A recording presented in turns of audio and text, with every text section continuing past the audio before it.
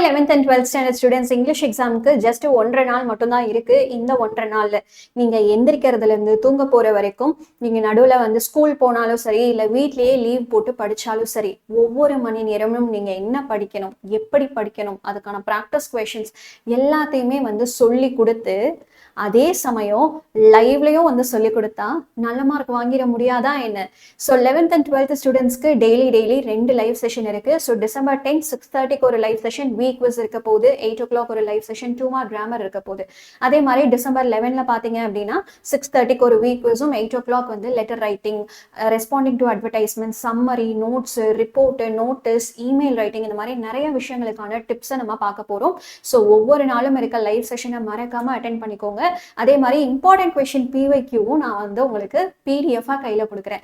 அந்த பிடிஎஃபை நீங்க டவுன்லோட் பண்ணணும் அண்ட் ஸ்டடி பிளான் என்னங்கிறது தெரிஞ்சுக்கணும்னா இந்த வீடியோக்கு கீழே ஒரு லிங்கை நான் வந்து போட்டு வச்சிருக்கேன். அந்த லிங்கை கிளிக் பண்ணி அந்த வீடியோவை நீங்க பார்த்துக்கலாம். அட் த சேம் டைம் பிடிஎஃப்பையும் டவுன்லோட் பண்ணிக்கலாம்.